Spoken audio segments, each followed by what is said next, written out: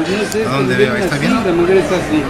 Hoy vamos a platicar con Francisco Verrayes Ortiz, conocido periodista de Quintana Roo, historiador, cronista. Francisco, ¿qué tan importante es el rescate histórico de los acontecimientos de una sociedad? Muy importante. Luego a veces la cuestión de la historia se maneja como algo cultural, como algo de snob, ¿no? Pero realmente la historia es el soporte de un destino, como en el caso de Quintana Roo. Si la gente supiera todo lo que tenemos de historia, y lo más grave, si supiera todo lo que tenemos de historia que no aprovechamos.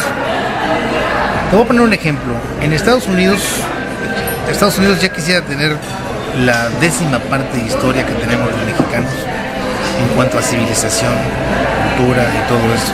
Ellos, por ejemplo, te venden parques temáticos como Walt Disney, por ejemplo, con historias de personajes ficticios.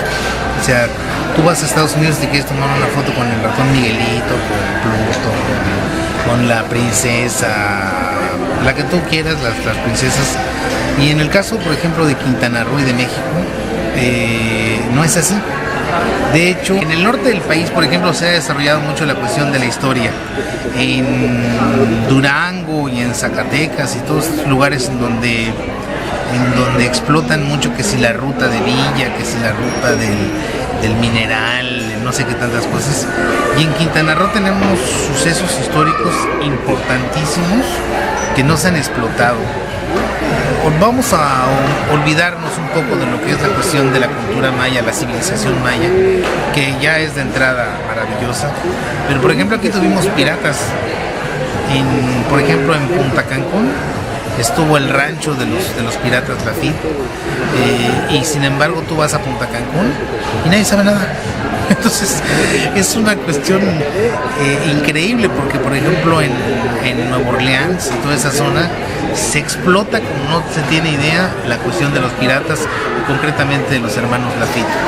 Y en Quintana Roo no sabemos que hubo una batalla en la cual uno de los hermanos resulta herido y fallece a consecuencia de esa batalla que se realizó en Punta Cancún. Y obviamente los piratas no nada más lo dieron en Cancún, también lo dieron en Cozumel, en Isla Mujeres, en lo que es esta zona de la Riviera Maya. Entonces es muy importante el rescate de la historia, no como una cuestión meramente cultural, educativa, sino como un filón económico, el turismo. No siempre vamos a ser bellos.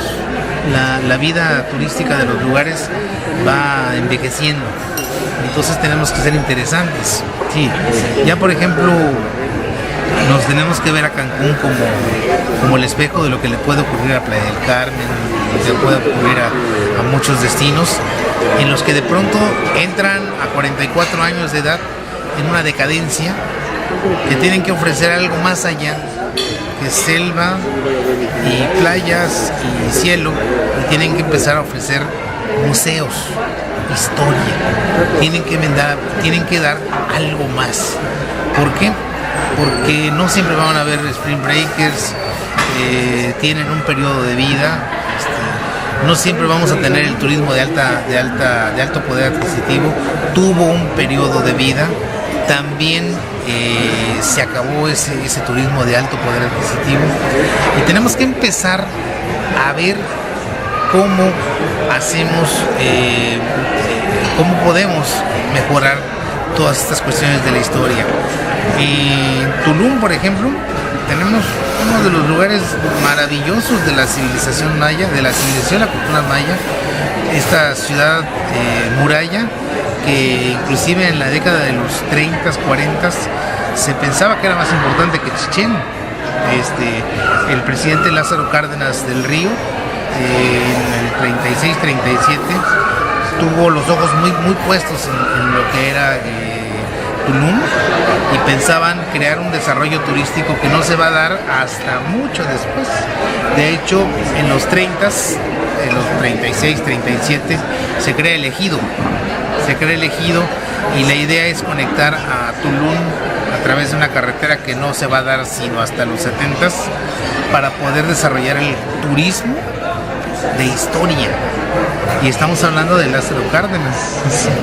En Chetumal, a principios de siglo, igual también, sobre todo con Rafael M. Melgar y en la época cardenista, también se piensa mucho en la cuestión de la historia, y por eso es que se crean a través de Rómulo Rosso la escuela con mucho arte y muchas cosas, el obelisco, ¿no? En la década de los 30 es la época de la guerra, de la Segunda Guerra Mundial, se crea la explanada de la bandera, en fin, es muy importante.